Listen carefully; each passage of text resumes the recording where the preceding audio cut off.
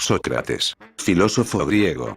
Pese a que no dejó ninguna obra escrita y son escasas las ideas que pueden atribuírsele con seguridad, Sócrates es una figura capital del pensamiento antiguo, hasta el punto de ser llamados presocráticos los filósofos anteriores a él. Rompiendo con las orientaciones predominantes anteriores, su reflexión se centró en el ser humano, particularmente en la ética, y sus ideas pasaron a los dos grandes pilares sobre los que se asienta la historia de la filosofía occidental: Platón, que fue discípulo directo suyo, y Aristóteles, que lo fue a su vez de Platón. Biografía. Sócrates fue hijo de una comadrona, Faenarete, y de un escultor, Sofronisco, emparentado con Arístides el Justo. Pocas cosas se conocen con certeza de la biografía de Sócrates, aparte de que participó como soldado de infantería en las batallas de Samos, 440, Potidera, 432, Delio, 424, y Anfípolis, 422. Fue amigo de Aritías y de Alcibíades, al que salvó la vida. La mayor parte de cuanto se sabe sobre él procede de tres contemporáneos suyos: el historiador Jenofonte, el comediógrafo Aristófanes y el filósofo Platón. El primero retrató a Sócrates como un sabio absorbido por la idea de identificar el conocimiento y la virtud, pero con una personalidad en la que no faltaban algunos rasgos un tanto vulgares. Aristófanes lo hizo objeto de sus sátiras en una comedia, Las Nubes, 423, donde se le identifica con los demás sofistas y es caricaturizado como engañoso artista del discurso. Estos dos testimonios matizan la imagen de Sócrates ofrecida por Platón en sus diálogos, en los que aparece como figura principal, una imagen que no deja de ser en ocasiones excesivamente idealizada, aun cuando se considera que posiblemente sea la más justa. Se tiene por cierto que Sócrates se casó, a una edad algo avanzada, con Xantipa, quien le dio 2 hijas y un hijo. Cierta tradición ha perpetuado el tópico de la esposa despectiva ante la actividad del marido y propensa a comportarse de una manera brutal y soez. En cuanto a su apariencia, siempre se describe a Sócrates como un hombre rechoncho, con un vientre prominente, ojos saltones y labios gruesos, del mismo modo que se le atribuye también un aspecto desaliñado. La mayéutica. Al parecer, y durante buena parte de su vida, Sócrates se habría dedicado a deambular por las plazas y los mercados de Atenas, donde tomaba a las gentes del común, mercaderes, campesinos o artesanos, como interlocutores para sostener largas conversaciones, con frecuencia parecidas a largos interrogatorios.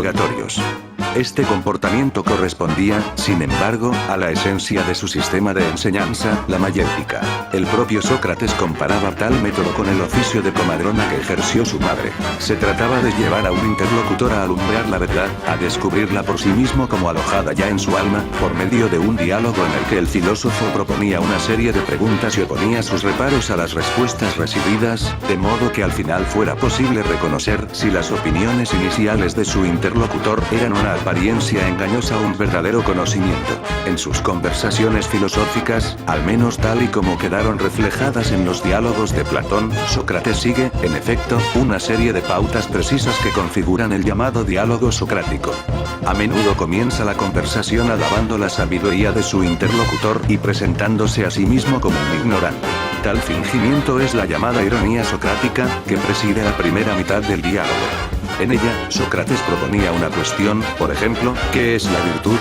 Y alababa la respuesta del interlocutor, pero luego oponía con sucesivas preguntas o contraejemplos sus reparos a las respuestas recibidas, sumiendo en la confusión a su interlocutor, que acababa reconociendo que no sabía nada sobre la cuestión. Tal logro era un punto esencial. No puede enseñarse algo a quien ya cree saberlo. El primer paso para llegar a la sabiduría es saber que no se sabe nada, o, dicho de otro modo, tomar conciencia de nuestro desconocimiento. Una vez admitida la propia ignorancia, comenzaba la mayéutica propiamente dicha. Por medio del diálogo, con nuevas preguntas y razonamientos, Sócrates iba conduciendo a sus interlocutores al descubrimiento, o alumbramiento, de una respuesta precisa a la cuestión planteada, de modo tan sutil que la verdad parecía surgir de su mismo interior, como un descubrimiento propio. La filosofía de Sócrates. La cuestión moral del conocimiento del bien estuvo en el centro de las enseñanzas de Sócrates, con lo que imprimió un giro fundamental en la historia de la filosofía griega, al prescindir de las preocupaciones cosmológicas de sus predecesores. Como se ha visto, el primer paso para alcanzar el conocimiento consistía en la aceptación de la propia ignorancia, y en el terreno de sus reflexiones éticas, el conocimiento juega un papel fundamental. Sócrates piensa que el hombre no puede hacer el bien si no lo conoce, es decir, si no posee el concepto del mismo y los criterios que permiten discernirlo. El ser humano aspira a la felicidad, y hacia ello encamina sus acciones. Solo una conducta virtuosa, por otra parte, proporciona la felicidad. Y de entre todas las virtudes, la más importante es la sabiduría, que incluye a las restantes. El que posee la sabiduría posee todas las virtudes porque, según Sócrates, nadie obra mal a sabiendas. Si, por ejemplo, alguien engaña al prójimo es porque, en su ignorancia, no se da cuenta de que el engaño es un mal. El sabio conoce que la honestidad es un bien, porque los beneficios que le reporta, confianza, reputación, estima, honorabilidad, son muy superiores a los que puede reportarle el engaño, riquezas, poder, un matrimonio conveniente. El ignorante no se da cuenta de ello. Si lo supiese, cultivaría la honestidad y no el engaño.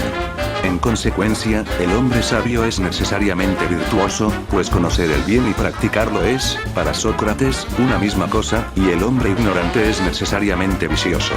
De esta concepción es preciso destacar que la virtud no es algo innato que surge espontáneamente en ciertos hombres, mientras que otros carecen de ella. Todo lo contrario, puesto que la sabiduría contiene las demás virtudes, la virtud puede aprenderse.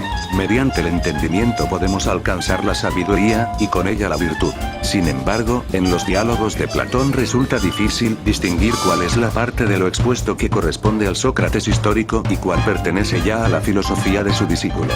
Sócrates no dejó doctrina escrita, ni tampoco se ausentó de Atenas, salvo para servir como soldado, contra la costumbre de no pocos filósofos de la época, y en especial de los sofistas. Sí, como parece, las ideas éticas antes expuestas son del propio Sócrates, su filosofía se sitúa en la antípodas del escepticismo y del relativismo moral de los sofistas, pese a lo cual, y a causa de su pericia dialéctica, fue considerado en su tiempo como uno de ellos, tal y como refleja la citada comedia de Aristófanes. Con su conducta, Sócrates se granjeó enemigos que, en el contexto de inestabilidad en que se hallaba Atenas tras las guerras del Peloponeso, acabaron por considerar que su amistad era peligrosa para aristócratas como sus discípulos Alcibíades o Critías. Oficialmente acusado de impiedad y de corromper a la juventud, fue condenado a beber cicuta después de que, en su defensa, hubiera demostrado la inconsistencia de los cargos que se le imputaban. Según relata Platón en la apología que dejó de su maestro, Sócrates pudo haber eludido la condena, gracias a los amigos que aún conservaba, pero prefirió acatarla y morir, pues como ciudadano se sentía obligado a cumplir la ley de la ciudad, aunque en algún caso, como el suyo, fuera injusta. Peor habría sido la ausencia de ley.